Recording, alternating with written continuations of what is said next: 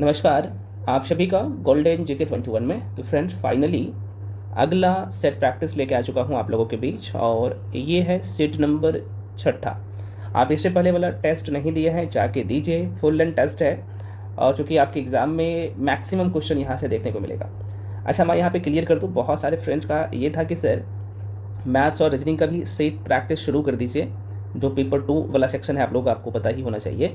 तो भाई ये ऑलरेडी शुरू हो चुका है, और इसका जो है प्लेलिस्ट अलग बना दिया गया है यूट्यूब पे। अभी मैथ और रीजनिंग का जो आप लोग का पेपर 2 है, जिसका नंबर जुड़ना है, जहाँ से 100 क्वेश्चन आएंगे, तो ऑलरेडी उसका सेट शुरू हो चुका है, सेट प्रैक्टिस शुरू हो चुकी है। और सबसे बड़ी बात है कि भाई सेट के साथ ही आपका जो PYQs है, बिहार के तमाम एग्जाम में जो है प्रश्न जो पूछे गए हैं, वो क्वेश्चन भी आपका तैयार हो जाता है। तो मैथ और रीजनिंग का कंप्लीट सेट प्रैक्टिस शुरू हो चुकी है। आज ही मैं करवाया हूँ पहला सेट। नहीं देखे हैं तो जाके देख लीजिए यूट्यूब पे। कंप्लीट मैं उसका प्लेलिस्ट बना दिया हूँ, और उसका लिंक मैं इस वीडियो के डिस्क्रिप्शन बॉक्स में भी दे दूँगा, कंप्लीट प्लेलिस्ट का, है ना। तो आप वहाँ से देख पाएंगे। चलिए शुरू करते हैं। ये सेट नंबर, ये GS पेपर का है, आप सबको पता ही होना चाहिए, और ये फुल लेंथ टेस्ट है। चलिए जूम कर लो। तो पहला क्वेश्चन ये रहा आपके स्क्रीन पे। क्वेश्चन है कि भारत की प्राचीनतम संस्कृति कौन सी है? प्राचीनतम, सबसे पुराना। तो जाहिर सी बात है, नाम से ही पता चल रहा होगा, आपने प्राचीन भारत के इतिहास में पढ़ा होगा, पूरा पाषाणिक संस्कृति, पूरा पाषाण काल पढ़े होंगे। तो definitely answer A is the right answer. अब यहाँ से एक क्वेश्चन बन सकता है कि भाई इसका टाइम पीरियड, है ना, पूछता है। तो देखो, इस समय काल, इसका जो समय काल है, मैं थोड़ा सा बता ही देता हूँ यहीं पे, ठीक है भाई। इसका जो टाइम पीरियड है अभी आधुनिक काल से, ये कितना है भाई? 2 सही सुन रहा है, 2.5 लाख ईसा पूर्व से ये कितना है भाई? 10,000 ईसा पूर्व इसका समय काल है, ठीक है। तो यहाँ से प्रश्न पूछे जाते हैं, और यह जो टाइम पीरियड था पूरा पाषाणी काल, आप सबको मैं बताया ही हूँ। पूरा पाषाण काल की मैं बात कर लूँ तो यह जो है हैंड एक्स, क्लीवर, स्क्रैपर आदि पर विशिष्ट उपकरणों पर आधारित यह संस्कृति थी। बहुत कायदे से पढ़ाया हूँ, तो ये कुछ बातें आपको ध्यान रख लेना। चलो भाई, अगला प्रश्न आपके सामने। ऋग्वेद में यज्ञ हेतु कितने प्रकार के पुरोहितों का वर्णन मिलता है? अच्छा क्वेश्चन, जवाब दीजिएगा। तो जो लोग टिक कर रहे हो 7, बिल्कुल सही है। देखो, ऋग्वेद में यज्ञ हेतु 7 प्रकार का, कितने? तो आप कहिएगा सर 7 प्रकार के पुरोहितों का वर्णन मिलता है। वो 7 कौन कौन सा है? तो एक अधर्वायु है, होत्रा है, ब्राह्मण है, अग्निद है, पोता है, निष्ठा है, प्रास्ता है। तो ये सब है, सातों का सातों। प्रश्न पूछ लेता है, माइंड में रखिए। नेक्स्ट, भागवत संप्रदाय। यहाँ पे देखिएगा, भागवत संप्रदाय के विकास में किसका योगदान अत्यधिक था? मैं पुनः कह रहा हूँ, ये जो सेट प्रैक्टिस मैं करवा रहा हूँ, उसका प्रिंट आउट जरूर कंप्लीट सेट का निकलवा लीजिएगा, है ना। PDF आप सबको पता है, ये आपको मिल जाता है, टेलीग्राम जाके ज्वाइन कर लीजिए। और हाँ, जो लोग, बहुत सारे फ्रेंड्स का ये था कि सर हम कंबाइंड बैच जो ज्वाइन करना चाहे, BPSC AEDO प्लस जो है CGL4 का, यहीं पे मैं क्लियर ही कर देता हूँ यार, है ना। CGL4, मैं नहीं चाहता कि यार आप लोग इधर उधर भटको, एक जगह एक प्लेटफॉर्म पे सारी चीज़ें मिल रहा है। तो ये कंबाइंड बैच है, और इसका जो फ़ी है मात्र 1099। ये कंबाइंड बैच है, दोनों आपका एग्ज़ाम तैयार हो जाएगा। BPSC AEDO और BSSC CGL4 एकदम जीरो से सारे सेक्शन। GS वाला सेक्शन तो कंप्लीट ही हो रहा है, GK वाला सेक्शन कंप्लीट हो रहा है, मैथ रीजनिंग कंप्लीट हो रहा है, हिंदी इंग्लिश सब कुछ कंप्लीट करवाया जाएगा इसमें। तो आप जाहिर सी बात है, आपका CGL4 और BPSC AEDO दोनों तैयार हो रहा है एक साथ। आप यहाँ पे देख सकते हो, ये इसमें आपको सारे सेक्शन का वीडियो कंप्लीट जो है, आपको स्टडी मटेरियल, सारे सेक्शन का hand retain notes, video, PDF और डायग्रामिकली सब कुछ आपको पढ़ाया जाता है। इसके लिए जो भी इन्फॉर्मेशन चाहिए फ्रेंड्स, यहाँ पे मैं नंबर दे देता हूँ। इस नंबर पे आप कॉल करने की जरूरत ही नहीं पड़ेगा, मैं यहाँ पे लिख ही देता हूँ। देखो, ये नंबर है 7319924130। इस नंबर पे आपको पेमेंट करना होता है, उसका स्क्रीनशॉट करके उसी नंबर पे, जिस पे पेमेंट करिएगा उसी पे भेज दीजिएगा व्हाट्सएप पे, साथ में अपना नाम लिख के, है ना। उसके बाद आपको बैच में जोड़ दिया जाएगा, है ना। और आप कहेंगे सर जो क्लास कंप्लीट हो गया है, तो भाई जैसे ही मैं बैच में जोड़ूंगा आपको, तो ऑलरेडी प्लेलिस्ट बना हुआ है, तो पिछले क्लासेज आप कर पाएंगे, ठीक है। तो एकदम जीरो से सब कुछ पढ़ाया जा रहा है। पेमेंट आप गूगल पे, फ़ोन पे, पेटीएम, हालांकि यहाँ पे भी मैं मेंशन कर दिया हूँ, है ना। तो देख सकते हैं, किसी भी माध्यम से कर सकते हैं। बहुत सारे फ्रेंड्स का रहता है कि सर हम सिर्फ टेस्ट ज्वाइन करें। तो देखो भाई, देखो GS टेस्ट का जो फ़ी है 50 टेस्ट, ये फुल लेंथ टेस्ट है, और इसका फ़ी मात्र जो है 499 है। इसमें टोटल 50 टेस्ट है, विथ एक्सप्लेनेशन के साथ मिलता है आपको, ठीक है। तो आप देख सकते हो। अगर आपको लगता है कि सिर्फ मुझे मैथ्स और रीजनिंग का ही टेस्ट चाहिए, पेपर दूसरा का, तो वो भी ले सकते हो 50 टेस्ट, और इसका भी फ़ी जो है 499 है। तो जो लोग ज्वाइन करना चाहते हो जल्दी ज्वाइन कर लीजिए, क्योंकि टाइम कम है, और आप सबको पता है कि आप लोग का एग्ज़ाम जनवरी में है। तो जाहिर सी बात है बोनाफाइड वही बनेगा जो पूरे तरीके से तैयार रहे। चलिए अब यहाँ पे अगला क्वेश्चन देख लीजिए, एक बार मैं पुनः इस क्वेश्चन को रिपीट कर दे रहा हूँ। क्वेश्चन है भाई कि भागवत संप्रदाय के विकास में किसका योगदान अत्यधिक था। भागवत संप्रदाय में बोल रहा हूँ, है ना, बिल्कुल। यहाँ पे गुप्त काल, अगर गुप्त काल पढ़ा होगा आपने तो बहुत कायदे से मैंने पढ़ाया था। भारत में भागवत धर्म, जिसे भागवत धर्म को हम लोग वैष्णव धर्म के नाम से भी जानते हैं, आपको पता होना चाहिए, का जो चरमोत्कर्ष होता है 4वीं-5वीं शताब्दी में, जब गुप्त लोग भारत पर शासन व्यवस्था को चला रहे थे उस समय। बहुत इंपॉर्टेंट है, यहाँ से प्रश्न पूछता है, ध्यान रखिएगा। अगला क्वेश्चन है भाई, शक संवत का जो प्रारंभ होता है ये कब से होता है, बताइए। शक संवत, हाँ, जो लोग टिक कर रहे हो सी बिल्कुल सही है, 78 ईस्वी। देखिए शक संवत का प्रारंभ 78 ईस्वी में हुआ था। इसे प्रारंभ करने का जो श्रेय जाता है, किसको जाता है, कितने लोग बता सकते हो? तो बिल्कुल कुषाण शासक कनिष्क को जाता है। किसको जाता है सर? कनिष्क को। यहाँ पे प्रश्न पूछ देता है, कनिष्क को जाता है, ठीक है। शक संवत निकालने के लिए वर्तमान ईस्वी में से 78 कम कर दीजिए, आराम से निकाल सकते हैं, कई बार मैं बता चुका हूँ। और देखो यहाँ से एक क्वेश्चन और बन जाता है कि भारतीय राष्ट्रीय कैलेंडर शक संवत पर ही आधारित है, जिसे कब अपनाया गया है आपको पता है ना, 1957 ईस्वी में 1957 ईस्वी में मान्यता प्राप्त हुआ था। शक कैलेंडर की देखा जाए तो चंद्र और सौर गणना पर आधारित है। मैं बहुत कायदे से जैसे पढ़ा चुका हूँ ज्योग्राफी में। अगला क्वेश्चन है फ्रेंड्स, मौर्य वंश के पश्चात किस वंश का राज स्थापित होता है या फिर हुआ था? मौर्य वंश का। अच्छा, ये डिटेल में मैं इसका एक्सप्लेनेशन के साथ सब कुछ करवा चुका हूँ। आपने 16 महाजनपद पढ़ा होगा, वहाँ पे मैंने आपको बोला था भाई 16 महाजनपद में आप देखेंगे, यहाँ पे मैं थोड़ा सा तस्वीर बना देता हूँ, ये चलो बिहार का ही मैं बना लेता हूँ, है ना। मगध महाजनपद को आपने पढ़ा ही होगा, ठीक है ना। यहाँ पे आप देखेंगे फ्रेंड्स, इस एरिया में मगध महाजनपद फैला हुआ था और यहीं से क्वेश्चन पूछा है। मैं अगर आपने पूरा टेस्ट किया होगा तो इसका आंसर आप आराम से दिए होंगे, और बहुत डिटेल में मैं पढ़ाया हूँ यहाँ पे कौन कौन से सबसे इस क्षेत्र में मगध पर जो है सबसे प्राचीन वंश कौन सा है, उसके बाद कौन सा है, उसके बाद कौन सा है, यहाँ से क्वेश्चन पूछता है। तो मौर्य वंश के पश्चात जाहिर सी बात है किसका आता है, तो आप कहिएगा शुंग वंश आता है ना। तो इसका तो आंसर क्या हो जाएगा? शुंग हो जाएगा, शुंग वंश हो जाएगा। और शुंग वंश का स्थापना कौन करता है? तो आप कहिएगा पुष्यमित्र शुंग करता है। मौर्य वंश का जो अंतिम सम्राट होता है बृहद्रथ की हत्या करके शुंग वंश का स्थापना कर देता है। यहाँ से प्रश्न पूछे जाते हैं, ठीक है ना। और शुंग वंश ने लगभग 112 वर्षों तक शासन करता है इस क्षेत्र पे। प्रश्न भर भर के पूछते हैं, माइंड में रखिएगा, है ना। चलो आगे बढ़ जाते हैं अगले क्वेश्चन पे। नेक्स्ट है, किस वंश ने सबसे अधिक समय तक शासन किया? आप देखो इस तरह का क्वेश्चन आपने देखा होगा, अभी बीपीएससी में भी इस बार पूछ लिया गया था, है ना। तो आप इसका जवाब जरूर दीजिएगा, बताइए। हाँ बिल्कुल, जो टिक कर रहे हो यहाँ पे सी गुप्त वंश बिल्कुल सही है, गुप्त वंश ही राइट आंसर होगा। गुप्त वंश का संस्थापक आप सबको मैं बता दूं कौन थे भाई, तो इसका नाम था श्रीगुप्त, बहुत कायदे से पढ़ चुके हैं। अब एक क्वेश्चन यहाँ से बन जाता है, गुप्त वंश का कौन सा शासक ऐसा था जो कि महाधिराज की उपाधि धारण किया था, पहला शासक? तो आपको पता होना चाहिए चंद्रगुप्त प्रथम का नाम आपने जरूर सुना होगा, ठीक है। तो अच्छा एक क्वेश्चन और यहाँ से बनता है कि गुप्त संवत जो शुरू हुआ था ये 319 ईस्वी से, ये भी प्रश्न पूछता है। तो ये छोटे छोटे क्वेश्चन माइंड में रखिएगा। अगला क्वेश्चन है भाई आप लोगों का कि पृथ्वी राज रासों के लेखक बताइए, कितने लोग बता सकते हो? हाँ आसान सा क्वेश्चन है, चंद बरदाई ने जाहिर सी बात है इसका रचना किया था। तो प्रश्न पूछा था क्या, आपने देख लिया। तो पृथ्वी राज रासो हिंदी साहित्य के प्रारंभिक समय की एक महत्वपूर्ण रचना मानी जाती है। इसके लेखक चंद्र बरदाई है, अभी मैं बता दिया हूँ। ये दिल्ली के चौहान वंशी शासक पृथ्वीराज चौहान के दरबारी कवि थे। यहाँ से पूछता है चंद्र बरदाई के बारे में, ठीक है, तो माइंड में रखिएगा। अगला क्वेश्चन है, निम्नलिखित में से प्राचीन भारत की कौन सी लिपि जो है दाहिनी से बाईं, कहाँ से भाई? इधर से दाहिनी से बाईं, है ना, ये इधर दाहिनी से बाईं जो है लिखी जाती थी। अच्छा क्वेश्चन, और ये प्रश्न भर भर के पूछे जाते हैं, तो ध्यान रखना आंसर क्या होगा? C is the right answer, Kharosthi लिपि हो जाएगा फ्रेंड्स, बिल्कुल आपने सही जवाब दिया है। तो प्राचीन भारत की 2 लिपि थी, जिसमें ब्राह्मी लिपि को बाईं से दाईं, कौन से? तो ब्राह्मी को यहाँ पे लिख ही देता हूँ, है ना।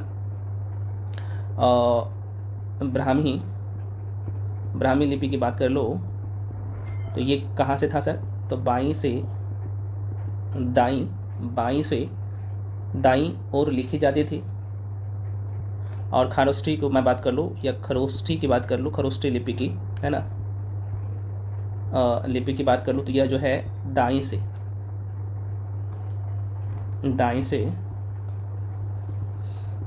बाईं लिखी जाती थी। तो ये प्रश्न पूछता है, माइंड में रखिए। तो इसका आंसर क्या होगा? सी हो। चलिए अगला क्वेश्चन आपके सामने, निम्नलिखित में से किसमें विधवा दहन का उदाहरण उल्लेखित है?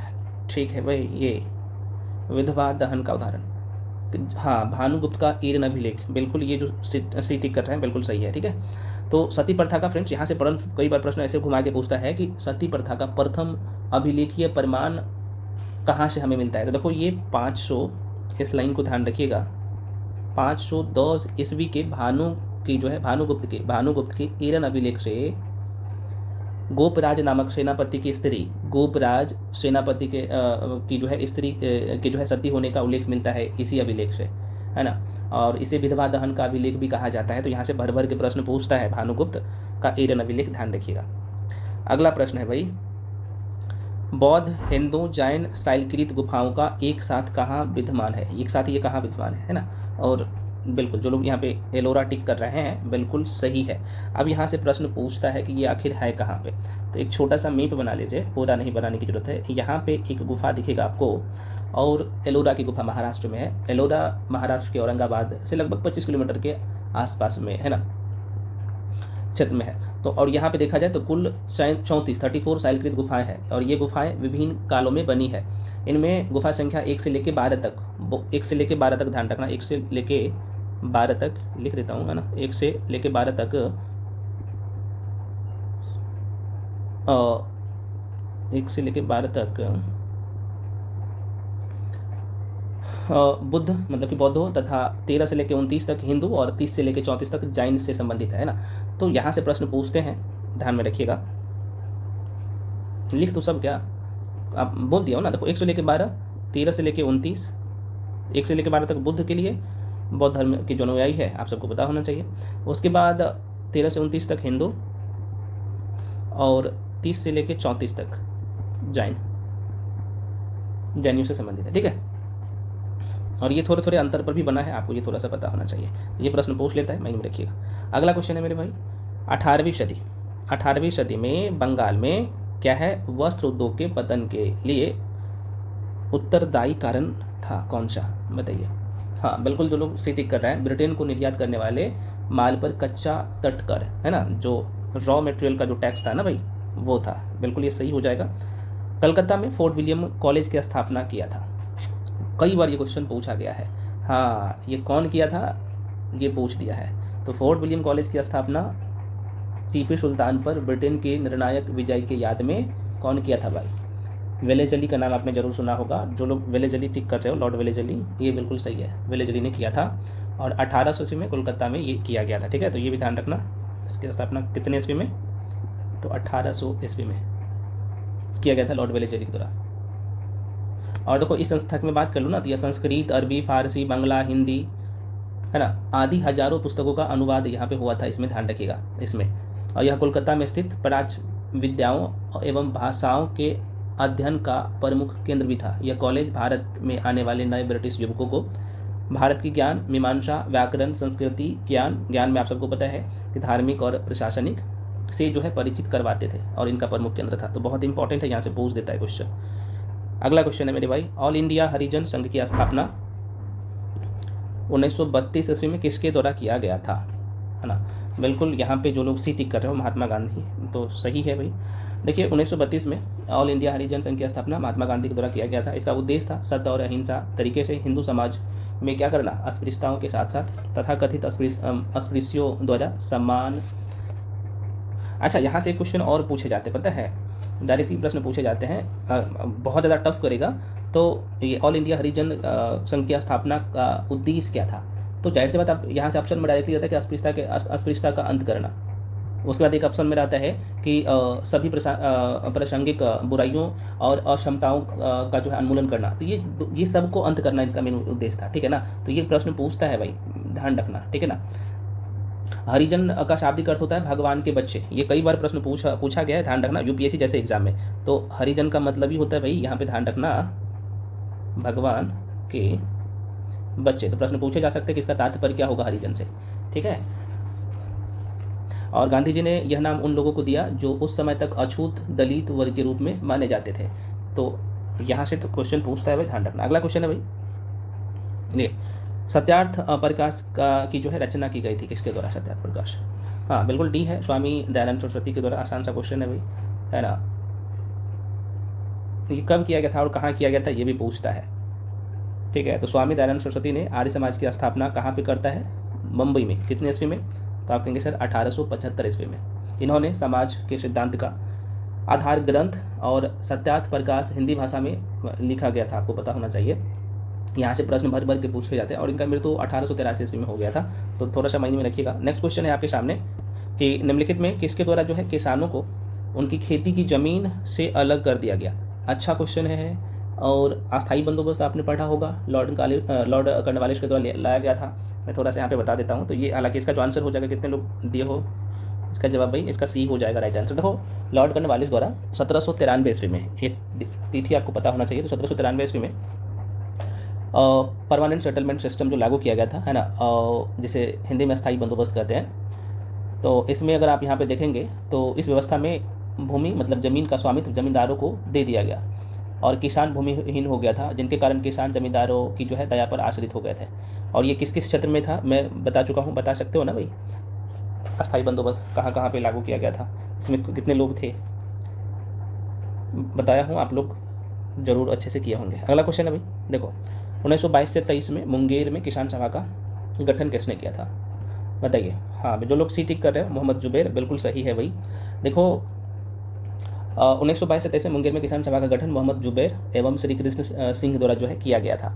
और 4 मार्च 1928 का डेट थोड़ा सा ध्यान रखना, ये प्रश्न पूछता है बहुत ना, मैं बता ही देता हूँ। 4 मार्च 1928 को स्वामी दयानंद सरस्वती ने बिहटा पटना में जो है वहाँ पर जो है किसान सभा की औपचारिक तरीके से स्थापना किया। और 1929 ईस्वी में, ये भी ध्यान रखिएगा, 1929 ईस्वी का डेट है ना। सोनपुर मेला में यह सभा में जो देखा जाए, सोनपुर मेला में, दोबारा सुनिए, 1929 ईस्वी में सोनपुर मेला में आयोजित सभा में प्रांतीय मतलब कि बिहार प्रांतीय किसान सभा की स्थापना की, जिसके अध्यक्ष कौन रहे? स्वामी दयानंद, और सचिव कौन था भाई? तो श्री कृष्ण थे।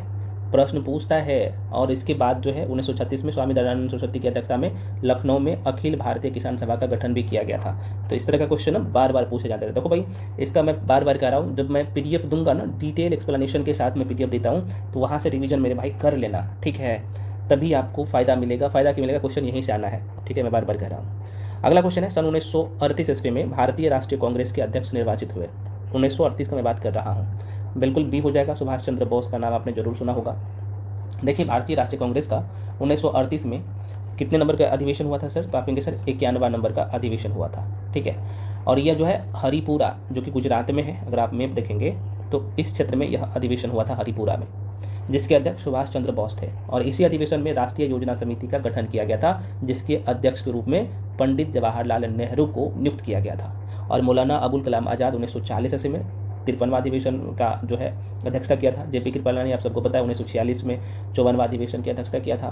तो और 55वां कौन किया था? तो पटाभी सीतारामैया 1948 में। तो ये इस तरह से क्वेश्चन आकर पूछता है, ठीक है, तो ध्यान रखिएगा। अगला क्वेश्चन है भाई, क्वेश्चन है कि 1923 से 28 ईस्वी के काल में भारतीय राजनीति में जो है क्रांतिकारी कार्यविधि की जो है पुनरावृत्ति का कारण था, है ना। ये भी अच्छा क्वेश्चन है, बिल्कुल। जो लोग टिक कर रहे हो, गांधी द्वारा असहयोग आंदोलन का स्थगन, बिल्कुल ये सही है। तो आंसर क्या होगा भाई? B is the right answer, ठीक है, ये थोड़ा सा ध्यान रखिएगा। देखो यहाँ पे हुआ ये था ना कि 1923 से 28 के दौरान भारतीय राजनीति में क्रांतिकारी कार्यविधियों की पुनरावृत्ति का प्रमुख कारण गांधी जी द्वारा असहयोग आंदोलन का स्थगन था।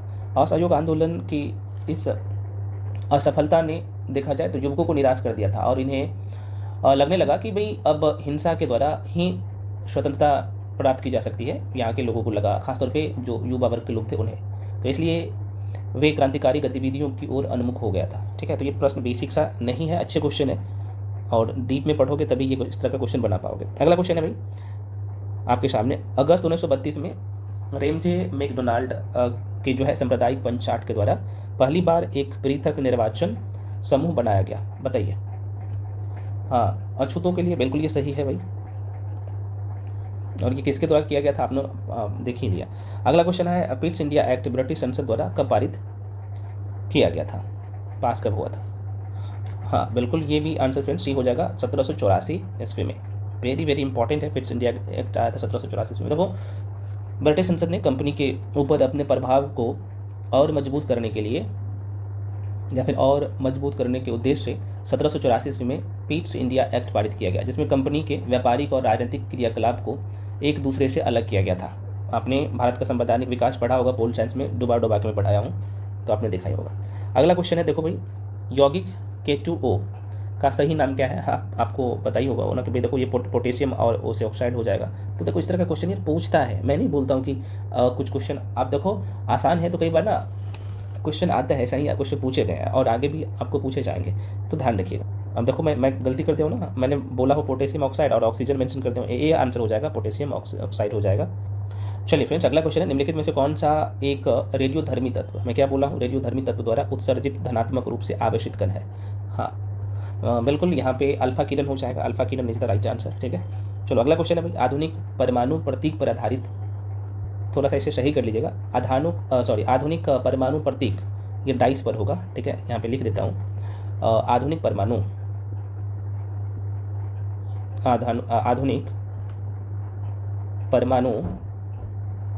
प्रतीक डाइस द्वारा प्रस्तावित विधि पर आधारित है, ये पूछ रहा है कौन सा है? तो बिल्कुल आंसर इसका बी हो जाएगा। बर्जेलियस का नाम आपने जरूर सुना होगा। बर्जेलियस ने, ये डेट भी कई बार पूछ लेता है, यहाँ पे मैं लिख देता हूँ, तो ये 1811 ईस्वी में बर्जेलियस ने इस प्रणाली का विकास किया था। और ख़ासतौर पे अगर जैसे सोडियम आपको लिखना है, तो सोडियम को कैसे आप लिखते हो, इसका सिंबल क्या होता है? तो Na लिखते हैं, कैपिटल N और स्मॉल a। अगर आपको तांबा लिखना है, कॉपर लिखना है, तांबा लिखना है, यहाँ पे लिख देता हूँ, तांबा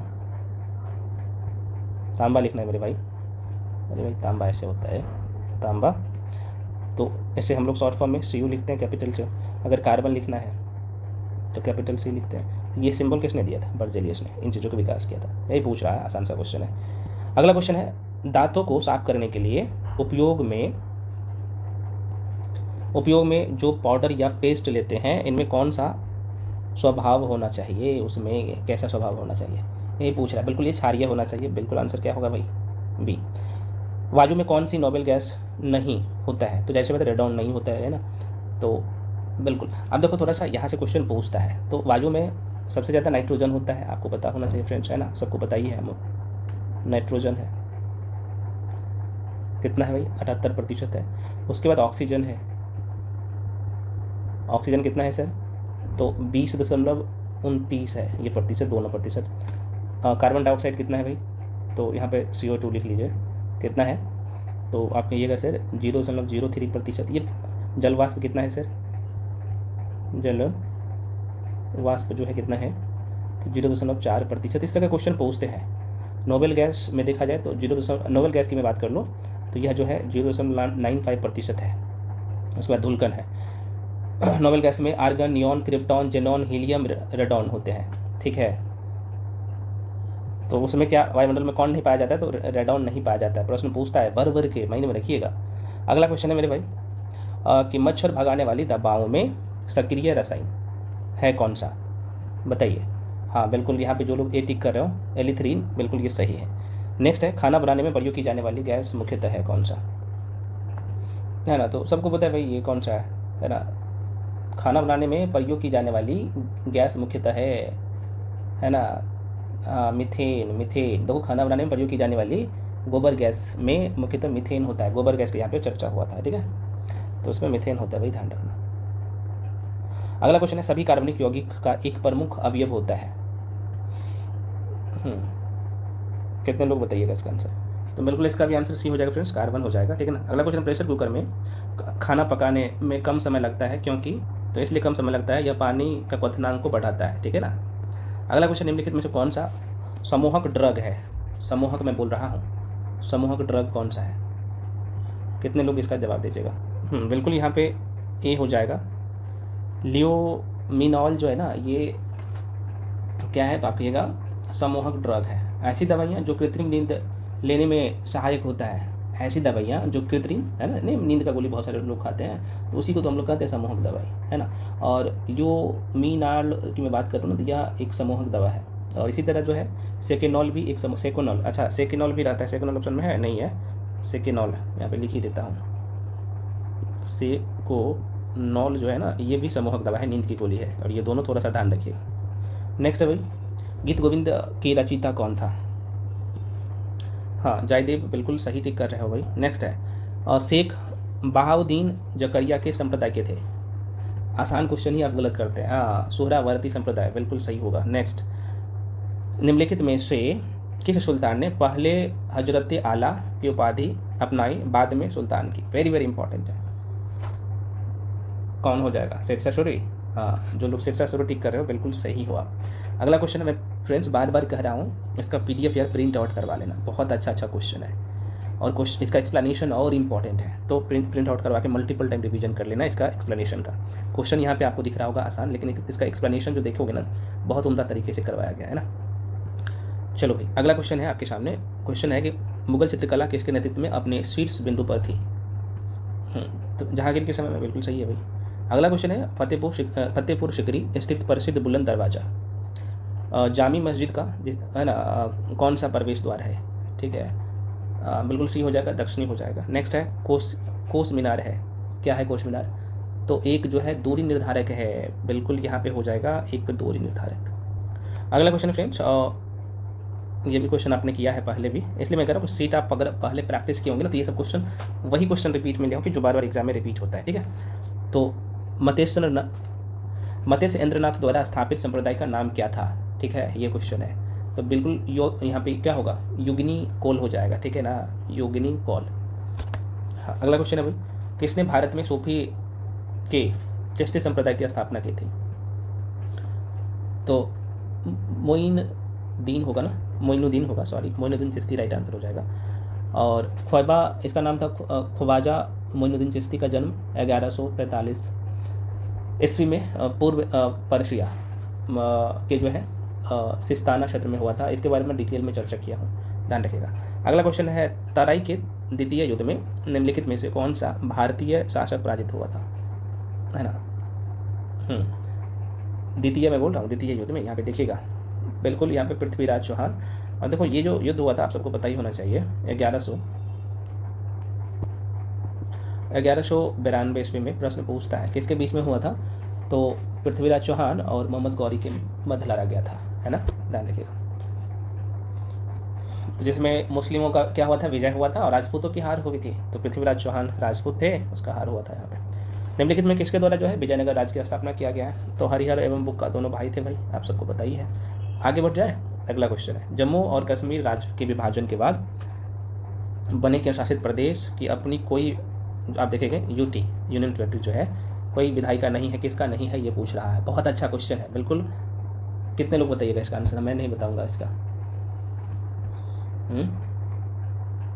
हाँ लद्दाख का नहीं है भाई, बिल्कुल सही हो जाएगा। सब लोग सभी पूरे तरीके से यार तैयारी कर चुके हैं। चलिए प्रोफेसर, अगला क्वेश्चन है, प्रोफेसर केसी वियर के अनुसार भारतीय संविधान है क्या है, कौन सा है ये पूछ रहा है। इनके अनुसार क्या है भाई? अर्धसंघीय है, ठीक है, बताया हूँ। अगला क्वेश्चन है, भारतीय संविधान का कौन सा अनुच्छेद किसी भी व्यक्ति को कानून के समक्ष समानता, कानून के समान सुरक्षा प्रदान करता? तो बिल्कुल आंसर क्या होगा? अनुच्छेद 19। भाई अनुच्छेद 19 नहीं होगा, है ना, ये गलत मैंने टिक किया था। इसका आंसर क्या होगा? बी होगा। आप सबको पता होना चाहिए कि संविधान के अनुच्छेद 14 में कहा गया है कि भारत के राज क्षेत्र में किसी भी व्यक्ति को विधि के समक्ष समानता या विधियों के समान संरक्षण से वंचित नहीं करेगा। प्रत्येक व्यक्ति चाहे वह नागरिक हो या विदेशी, सभी पर यह अधिकार लागू होता है। और साथ ही विधिक व्यक्ति अर्थात संवैधानिक निगम, कंपनी, समितियां या किसी अन्य तरह के विधिक व्यक्ति सम्मिलित है इसमें। तो प्रश्न पूछता है आर्टिकल 14, आप ध्यान रखेंगे। चलो भाई अगला क्वेश्चन आपके सामने, भारत ने सुदृढ़ केंद्र के साथ संघीय ढांचा का विचार कहाँ लिया? बहुत अच्छा क्वेश्चन है, बताइए कहाँ से लिया होना चाहिए, कहाँ से लिया भी लिखा भी हो, है ना, बिल्कुल ये कनाडा के संविधान से राइट आंसर। अगला क्वेश्चन है, भारत में निम्नलिखित में किसके अंतर्गत 5वीं राज प्रणाली, माफ़ी चाहता हूँ फ्रेंड्स कोई बात नहीं, पंचायती राज प्रणाली की व्यवस्था, ऐसा रिपीट कर दे रहा हूँ कोई बात नहीं, भारत में निम्नलिखित में से किसके अंतर्गत पंचायती राज प्रणाली की व्यवस्था की गई है? किसके अंतर्गत ये पूछ रहा है। आसान सा क्वेश्चन है, बिल्कुल राज्य के नीति निर्देशक सिद्धांत। बिल्कुल आंसर क्या होगा, ये सी हो जाएगा। देखिए भारतीय संविधान के या फिर भारतीय संविधान में राज्य के नीति निर्देशक सिद्धांत में अनुच्छेद 40 आर्टिकल 40 में प्रावधान है कि अनुच्छेद 40 के अनुसार राज्य ग्राम पंचायतों के गठन के लिए कदम उठाएगा और इनको स्वायत्त शासन की इकाइयों के रूप में कार्य करने के लिए शक्ति प्रदान करेगा। बहुत अच्छा लाइन है ये, तो आंसर क्या होगा सी। अगला क्वेश्चन फ्रेंड्स, उपराष्ट्रपति का सेवा काल जो होता है वही। आसान सा क्वेश्चन और अच्छे क्वेश्चन। जो लोग 5 वर्ष टिक कर रहे हैं ये बिल्कुल सही है, लेकिन यहाँ पे एक कंडीशन लग जाता है, तो एक आर्टिकल भी आपको ध्यान रखना है, अनुच्छेद 67। चलिए, तो उप राष्ट्रपति का सेवा काल होता है तो 5 वर्ष का, बिल्कुल ये सही है। देखिए भाई, अनुच्छेद 67 के अनुसार उपराष्ट्रपति का सेवा काल 5 वर्ष का होता है, किंतु कार्यकाल समाप्त होने से पहले भी वह राष्ट्रपति को त्यागपत्र दे सकता है। इसके अतिरिक्त यदि राज्यसभा अपने तत्कालिक समस्त सदस्यों के बहुमत से उसे पद से हटाना चाहेगा तो प्रस्ताव पारित करके वो हटा सकता है। प्रश्न पूछता है और राष्ट्रपति को अपना पद छोड़ना पड़ता है, वो अगर स्वीकार कर लेता है तो यहाँ से प्रश्न ध्यान रखिएगा। अगला क्वेश्चन है, भारत में राष्ट्रपति चुनाव किया जाता है, राष्ट्रपति का चुनाव किया जाता है ना, ये पूछ रहा है। तो बिल्कुल एकल हस्तांतरणीय मत प्रणाली द्वारा, बिल्कुल यहाँ पे बी सही हो जाएगा। और आर्टिकल 54 में, अनुच्छेद 54 में, अच्छा यहाँ से ना, ये तो आपको पता होना चाहिए, यहाँ से प्रश्न पूछता है कि राष्ट्रपति के चुनाव में कौन कौन से लोग भाग ले सकता है। कितने लोगों को पता है, बता सकते हो, कमेंट सेक्शन में बताना, है ना। तो अनुच्छेद 54 के अनुसार राष्ट्रपति के निर्वाचन में संसद के दोनों सदनों के कौन सा, तो निर्वाचित सदस्य, और राज्यों की विधानसभा के निर्वाचित सदस्य, विधान परिषद नहीं, विधानसभा के सिर्फ निर्वाचित सदस्य, तथा 70वें संविधान संशोधन अधिनियम 1992 में जो किया गया था, तो जिस यूटी में केंद्र शासित प्रदेश में विधानसभा है, खासतौर पर अभी दिल्ली और पुदुचेरी की विधानसभाओं के निर्वाचित सदस्य भी इसमें शामिल होता है, तो भर भर के प्रश्न पूछे जाते हैं। तो अनुच्छेद 54 ध्यान रखना, राष्ट्रपति के चुनाव में कौन कौन सा, तो आप कहेंगे सर राज्यसभा, लोकसभा, संसद के दोनों सदन के निर्वाचित सदस्य, मनोनीत नहीं, सिर्फ निर्वाचित, राज्य के विधानसभा के निर्वाचित सदस्य, और साथ में जो यूनियन टेरेटरी है, केंद्र शासित प्रदेश के, खासतौर पर दिल्ली और पुदुचेरी के विधानसभा के निर्वाचित सदस्य इसमें शामिल होता है। तीनों लाइन ध्यान रखिएगा, कभी गलत नहीं होगा, और आर्टिकल 54 भी ध्यान रख लीजिएगा। अगला क्वेश्चन है, भारत के सर्वोच्च न्यायालय ने किस मामले में संभावित अधिनिर्णय के सिद्धांत को अपनाया, है ना। भारत के सर्वोच्च न्यायालय ने किस मामले में संभावित अधिनिर्णय के सिद्धांत को अपनाया, बिल्कुल गोलकनाथ बनाम पंजाब राज, ये बहुत चर्चा में था उस समय और बहुत इंपॉर्टेंट है, माइंड में रखिए। अगला क्वेश्चन है, पंचायती राज विचारधारा की शुरुआत इनमें से किसने की थी, है ना। तो सबको पता है यार, बलवंत राय मेहता, कितना इंपॉर्टेंट है। तो बलवंत राय मेहता जैसे ही नाम सुनते हो तो पंचायती राज आपके माइंड में छप जाता है, ठीक है ना, ये वाला। अगला क्वेश्चन है भाई, क्वेश्चन है कि संविधान का 105वां संशोधन किससे संबंधित है। 105 नंबर का संविधान का संशोधन हुआ था, वो किससे संबंधित है। हाँ बिल्कुल, यहाँ पे जो लोग सी टिक कर रहे हो, यह राज्यों को अन्य पिछड़ा वर्ग ओबीसी से संबंधित है, ध्यान रखना। 101 वाला जीएसटी से संबंधित है, 102 वाला संशोधन हुआ था, है ना, तो ये पिछड़े वर्ग से संबंधित है।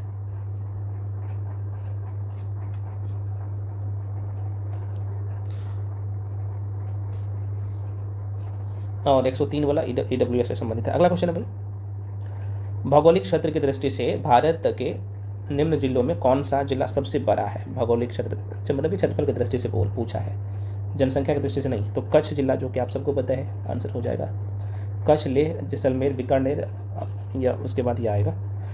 मालाबार तट किसके बीच स्थित है, मालाबार तट किसके बीच में स्थित है। हाँ, गोवा और कन्याकुमारी आप सबको पता है, बिल्कुल ये सही है, बहुत कायदे से सब पढ़ाया हो, ऐसे क्वेश्चन मत गलती करिएगा। अगला क्वेश्चन, निम्नलिखित में से कौन सा देश भारत के साथ सबसे लंबी सीमा रेखा बनाता है। ऑप्शन के हिसाब से टिक करना है, तो भाई बांग्लादेश हो जाएगा, डिटेल में पढ़ा हूँ। जवाहरलाल नेहरू बंदरगाह किस राज्य में स्थित है, जवाहरलाल बंदरगाह तो महाराष्ट्र में है भाई। अगला है खैबर दर्रा, बहुत इंपॉर्टेंट है, खासतौर पे मध्यकाल में जो मुस्लिम लोग आक्रमण करता था तो इस दर्रा का बहुत प्रयोग करता था।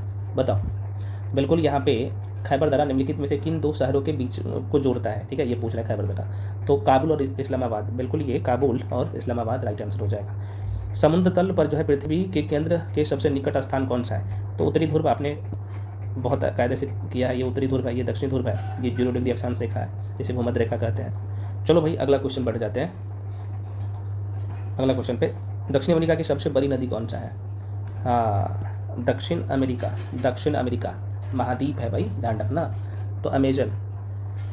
अग्निवृत्त को इस संदर्भ में भी जाना जाता है, अग्निवृत्त को इस संदर्भ में जाना जाता है, किस संदर्भ में?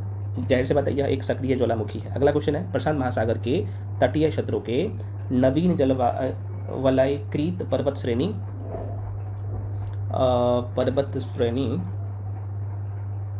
ओ यार मैं क्या क्वेश्चन माफ़ी चाहता हूँ, इसका आंसर ये हो जाएगा। ये क्वेश्चन तो अगला ये है ना, निम्नलिखित में से कौन सी नदियाँ है? बहुत इंपॉर्टेंट है भाई, इस तरह का क्वेश्चन पूछता है जानबूझ के कि आप गलत करो। मरे और डार्लिंग ना, ये नदी है मरे और डार्लिंग। देखो ये ऑस्ट्रेलिया की नदी है, ऑस्ट्रेलिया में ये प्रमुख नदी है। ऑस्ट्रेलिया महाद्वीप आपने पढ़ा होगा तो बहुत कहते से, ये ऑस्ट्रेलिया महाद्वीप का लोकेशन ये एशिया है और यहीं पे ऑस्ट्रेलिया महाद्वीप है ना, और यहीं पे ये दोनों नदी है, ठीक है ना, मरे और डार्लिंग। थोड़ा सा पूछता है, ध्यान रखिएगा। अगला है फ्रेंड्स ग्रांड कैनियन। तो चूँकि एक जो है ये खंड है, गार्ज है, एक गार्ज है। अगला क्वेश्चन है, सूर्य के चारों ओर एक चक्कर लगाने में 2.5 समय लेता है। शनि जो ग्रह है ना, सूर्य के चारों ओर चक्कर लगाने में कितना टाइम लेता है, ये पूछ रहा है। तो ये 29.5 मतलब कि 29 साल का टाइम लेता है। अगला क्वेश्चन है, भारत में निम्नलिखित में से किस राज्य में लाख सर्वाधिक उत्पादन होता है? बिहार हो जाएगा भाई, बिहार हो जाएगा, बिहार। देखिए भारत में सन 2000 ईस्वी तक जो है लाख का सर्वाधिक उत्पादन बिहार में होता है। बिहार में जब बिहार झारखंड से अलग होने के बाद लाख का सर्वाधिक उत्पादन अब झारखंड में होने लगा है। तो चूँकि ये थोड़ा सा मैं PYQ से क्वेश्चन लिया हूँ तो ध्यान में रखिएगा। अब आपके मन में क्वेश्चन आएगा, सर लाख है क्या, है ना, क्वेश्चन तो आएगा दिमाग में यार, क्योंकि सभी ऐसा देखो भाई ना, देखा जाए लाख का तो ये एक कह सकते हो ना कि कीट होता है, ये कीट द्वारा स्रावित होता है, ठीक है, और यह खासतौर पे बैर, पलाश, कुसुम जैसे पेड़ों पर पाला जाता है लाख को। तो ये एक तरह से कीट होता है, ध्यान रखिएगा, ठीक है ना। तो अभी ये झारखंड में इसका ज़्यादा हो रहा है, लेकिन ऑप्शन के हिसाब से जो है ये कि 2000 ईस्वी से पहले जो है ये बिहार में था। तो आंसर क्या होगा, ये PYQ का मैं क्वेश्चन मेंशन किया, ध्यान रखिएगा। अगला क्वेश्चन है भाई, किस नदी बेसिन में अधिक खनिज पाया जाता है? तो दामोदर। ये क्वेश्चन बहुत इंपॉर्टेंट है, भर भर के पूछे जाते हैं, ठीक है ना। तो दामोदर नदी बेसिन का सर्वाधिक मात्रा में देखा जाए तो खनिज, और खासतौर पे इसमें कोयला के लिए प्रसिद्ध है ये क्षेत्र, ठीक है ना, तो ध्यान रखिएगा। अगला क्वेश्चन है, भारत में प्रथम परमाणु विद्युत गृह स्थापित जो किया हुआ था। अब ये भी क्वेश्चन बहुत अच्छा है, कितने लोग ये जवाब दोगे इसका? तो भाई देखो भारत में प्रथम परमाणु विद्युत गृह तारापुर कब? तो ये 1969 ईस्वी में महाराष्ट्र में ये 320 मेगावाट क्षमता का संयंत्र स्थापित किया गया था। जबकि कलपक्कम जो तमिलनाडु में है तो देसी साज सामान प्रयुक्त करने वाली प्रथम परियोजना है। इसकी शुरुआत 2002 में हुई थी। तो ऑप्शन के हिसाब से, और भारत का पहला परमाणु अनुसंधान संयंत्र अप्सरा वर्ष 1956 में जो है कार्यशील हुआ था। तो तारापुर नहीं है ऑप्शन में ना, तारापुर तो है भाई, इसका आंसर क्या हो जाएगा, ये हो जाएगा तारापुर, और ये महाराष्ट्र में है। तो ये पेपर पूछ ले। चलो अगला क्वेश्चन है, पश्चिमी घाट उत्तर पूर्वी क्षेत्र की पहाड़ी और अंडमान एवं निकोबार द्वीप समूह में पाए जाने वाले वनों को चुनना है। कौन सा वन वहाँ पे पाया जाता है? तो जाहिर सी बात है वहाँ पे उष्णकटिबंधीय सदाबहार वन पाया जाता है। तो आंसर क्या होगा भैया, C हो जाएगा। यूरोमीटर का उपयोग किया जाता है तो अब बरसात की मात्रा मापने के लिए, बिल्कुल ये सही है। चलो भाई आगे बढ़ जाते हैं। अगला क्वेश्चन है, 1 फेमटोमीटर में कितने मीटर के बराबर होता है 1 फेमटोमीटर, है ना। तो कितने लोग सही टिक कर रहे हो? बिल्कुल जो C टिक कर रहे हो सही है ना। तो 10⁻−15 मीटर बराबर 1 फेमटोमीटर में कितने मीटर होगा? तो यहाँ पे आप देख सकते हो 10⁻−15 मीटर। चलिए भैया अगला क्वेश्चन आप लोग देख लीजिए और बनाइए। कह रहे कि एक शिकारी दूर से किसी वृक्ष पर बैठे एक बंदर पर निशाना साधता है। जैसे ही गोली बंदूक से छूटती है वैसे ही बंदर डाल पर से सीधे ऊर्ध्वाधर दिशा में नीचे की ओर गिर जाता है। तो बंदूक की गोली क्या होगा? तो बंदर को लग जाता है, ठीक। ग्रेविटेशन पढ़ाया हूँ, गुरुत्वाकर्षण के कारण ऐसा होता है, मैं बहुत कायदे से पढ़ाया हूँ। अगला क्वेश्चन है क्लोरोफिल सूर्य के प्रकाश के अवशोषित करता है। क्वेश्चन है यहाँ पे कि भाई क्लोरोफिल सूर्य के प्रकाश के डाइस को, तरंग दैर्घ्य को अवशोषित करता है, ऐसा होना चाहिए। तो भाई जाहिर सी बात है लाल और नीले रंग का करता है ये, ठीक है ना। अगला क्वेश्चन है मेरे भाई कि प्रिज्म से गुजरने पर प्रकाश का कौन सा वर्ण सबसे ज़्यादा झुकता है। बैगनी सबसे ज़्यादा झुकेगा मेरे भाई, ठीक। शक्कर में सबसे मीठी होता है भाई, कितने लोग को पता है शक्कर में सबसे मीठी कौन सा होता है। तो जो लोग फ्रुक्टोज कर रहे हैं बिल्कुल सही है। अगला क्वेश्चन है टरबाइन और डायनेमो से बिजली प्राप्त करने में किस ऊर्जा को विद्युत ऊर्जा में कन्वर्ट करता है, परिवर्तित करता है। तो बिल्कुल यहाँ पे सी हो जाएगा, मैकेनिकल ऊर्जा को, है ना। आमतौर पर सुरक्षा फ्यूज लगाने के लिए प्रयोग होने वाला तार बना होता है भाई। तो बिल्कुल यहाँ पे सही हो जाएगा, टीन और शीशे की एक मिश्रित धातु। नेक्स्ट है नाभिकीय रिएक्टर में नाभिकीय विखंडन से विद्युत उत्पन्न करने के लिए साधारणतः प्रयोग किया जाने वाला तत्व कौन सा है। तो यूरेनियम है, बिल्कुल सही, आप लोग ठीक कर रहे हो। निम्नलिखित में से किस विटामिन को ऑर्गो कैल्सिफेरॉल कहते हैं। जैसे बात है इसका रासायनिक नाम ये है, तो D2 का, विटामिन D2 का। अगला क्वेश्चन है भाई मादा चिड़िया के सेक्स क्रोमोसोम्स को जो है निम्नलिखित में से किससे प्रदर्शित करते हैं। बहुत इंपॉर्टेंट है भाई, बताओ। हाँ, जो लोग जेड और डब्लू टिक कर रहे हो, जेड और डब्लू ही आंसर होगा। मलेरिया की दवा कुनेन निम्न में से किससे प्राप्त किया जाता है ना। तो बिल्कुल आप सबको पता है कि सिनकोना के पौधे से, ऑप्शन यहाँ पे होगा भाई। तो आंसर क्या होगा, सिनकोना के पौधे। अगला क्वेश्चन, निम्नलिखित में से किसका प्रयोग मच्छर के जैविक नियंत्रण के लिए जो है किया जा सकता है। अच्छा क्वेश्चन है भाई, और बिल्कुल ये गेम्बिया है ना, गेम्बूसिया सॉरी। नेक्स्ट है रात के समय यह सलाह दी जाती है कि पेड़ के नीचे ना सोए, क्योंकि क्या कारण है। बच्चे वाली क्वेश्चन तो है लेकिन कई बार गलत कर लेते हैं। तो कार्बन डाइऑक्साइड मुक्त करते हैं पेड़ पौधा, आप सबको पता होना चाहिए। अगला क्वेश्चन है भाई ट्रांसफ्यूजन जिसे आधान कहते हो, तो ये आधान ही रहता है में रक्त न केवल रक्त के प्रकार में बल्कि, ये भी थोड़ा सा टाइपिंग मास्टर यहाँ पे मिस किया है, कोई बात नहीं। देखो ट्रांसफ्यूजन में रक्त न केवल रक्त के प्रकार में बल्कि डाइस में भी संगत होना चाहिए। तो ये क्वेश्चन था ऐसे। तो इसका आंसर क्या होगा, RH कारक, RH फैक्टर आपने पढ़ा है बायोलॉजी में, बहुत कायदे से पढ़ाया हूँ। अगला क्वेश्चन है परावर्ती क्रियाओं का संचालन कौन करता है। परावर्ती क्रिया मैं बोल रहा हूँ, है ना। परावर्ती या प्रतिवर्ती क्रियाओं का संचालन जो स्पाइनल कोड होता है ना, मेरुरज्जु या फिर रीढ़ रज्जु द्वारा होता है, ऐसे बोल सकते हो, स्पाइनल कोड। तो बी हो जाएगा स्पाइनल कोड। मलेरिया कौन से मच्छर को काटने से होता है, कई बार क्वेश्चन पूछा गया है। बिल्कुल पैरासाइट वाले मच्छर। निम्नलिखित में से कौन सा हार्मोन है, आपकी जो ऑप्शन में उसके हिसाब से आपको बताना है। तो इंसुलिन हार्मोन है। अगला क्वेश्चन, निम्नलिखित में से किसके द्वारा रक्तचाप नियंत्रित होता है भाई, कौन करता है। बिल्कुल ये एड्रिनल ग्लैंड होता है, उनके द्वारा किया जाता है। मैं बायोलॉजी में बहुत कायदे से डुबा के पढ़ाया हूँ भाई ये सब। निम्नलिखित में से भारतीय संविधान का कौन सा अनुच्छेद आकस्मिकता निधि से संबंधित है। आकस्मिक निधि जिसे आप बोल सकते हो, हाँ, कौन सा आर्टिकल होगा, 267, अनुच्छेद 267। राष्ट्रपति शासन अधिकतम लगा सकता है कितने समय तक, राष्ट्रपति शासन लग सकता है, बिल्कुल 3 वर्ष तक, अधिकतम 3 वर्ष तक लगा सकता है, आर्टिकल 356 के तहत। प्रत्येक 6 माह पे आप सबको पता है कि इसका संसद के दोनों सदनों में पारित होकर अधिकतम 3 वर्षों तक ये रह सकता है। भारतीय संविधान के अनुच्छेद 356 के अंतर्गत राष्ट्रपति शासन सर्वप्रथम कहाँ लगाया गया था। सर्वप्रथम पूछा है भाई, देख लो बिल्कुल कहाँ पे होगा। तो सबसे पहली बार जो राष्ट्रपति शासन 1951 में लगाया गया था, तत्कालिक पंजाब में, और फिर जो है 1953 में पटियाला में। तो ये पेप्सू में हो जाएगा, ठीक है ना भाई। यहाँ पे ये पेप्सू एक संघ था, 1 नवंबर 1956 में हुए राज्य पुनर्गठन में पेप्सू संघ का पंजाब नाम किया गया, ठीक है ना। तो ये पेप्सू ऑप्शन देता है भाई जानबूझ के। योजना आयोग की स्थापना कब हुआ था, आप सबको पता ही है भाई, है ना। तो 15 मार्च योजना आयोग, ध्यान रखना ये 15 मार्च 1950 को, ठीक है। अगला क्वेश्चन है भाई कांच का पर्यायवाची शब्द है। कांच में बोल रहा हूँ तो जाहिर सी बात है कांच का क्या होगा, शीशा होगा। चलो अब करंट अफेयर्स पे बढ़ते हैं। देखो करंट अफेयर्स आपके सामने है, फास्ट में फटाफट जवाब दीजिए और देखते हुए कितने लोग। तामो लहोसर त्योहार किस देश में मनाया जाता है। जो लोग नेपाल टिक कर रहे हो सही हो। किस देश ने जो है जनवरी 2025 में मृत्युदंड को समाप्त कर दिया। बहुत अच्छा क्वेश्चन है, न्यूज़ में था। जिम्बाब्वे राइट आंसर हो जाएगा, ए इज द राइट। अगला क्वेश्चन है 31वीं राष्ट्रीय बाल विज्ञान कांग्रेस का आयोजन किस शहर में हो गया है भाई, आपको पता होना चाहिए। तो ये भोपाल में, मध्य प्रदेश के भोपाल में। प्रोजेक्ट विस्तार जो खबरों में रहा किस क्षेत्र से संबंधित है, बताओ। हाँ, आंसर कृषि जो लोग टिक कर रहे हो, डी सही है। किस मंत्रालय ने नया बैंक नोट ई नीलामी पोर्टल लॉन्च किया है? बहुत अच्छा क्वेश्चन है, बताइए। वित्त मंत्रालय करेगा, बिल्कुल सही है भाई। अगला क्वेश्चन है, किस देश ने तीसरा साबा महिला बास्केटबॉल चैंपियनशिप 2025 का खिताब जीता है?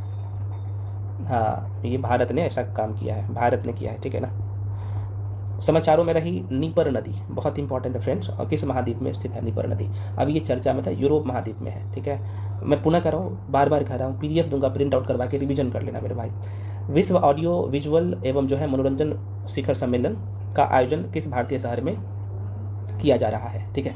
तो आंसर जो लोग मुंबई टिक कर रहे हो, बिल्कुल सही है। कुरुक्षेत्र जो खबरों में था किस देश में स्थित है? सॉरी, कुरुक्षेत्र नहीं है, ये है, ऐसे लिख लो इसे, ये है कुरुशर्क है ना, जो कि ये रसिया में है, रूस में है, ध्यान रखिएगा।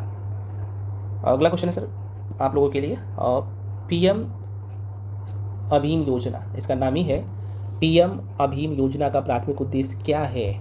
तो आप कहिएगा, ऑप्शन यहाँ पे है कि स्वास्थ्य सेवा और सार्वजनिक स्वास्थ्य कार्रवाई को एकीकृत और मजबूत करना इसका उद्देश्य। तो फ्रेंड्स, आप लोगों का जो है GS का 100 टेस्ट में करवा दिया हूँ, और जो पेपर दूसरा है आप लोगों का BPSC AEDO का, जिसमें मैथ प्लस रीजनिंग का क्वेश्चन रहता है, वो भी टेस्ट का लिस्ट बना दिया हूँ। नहीं दिए हैं वो टेस्ट तो जाके सभी लोग जल्दी से दे दीजिए, बहुत अच्छे अच्छे क्वेश्चन करवाया हूँ।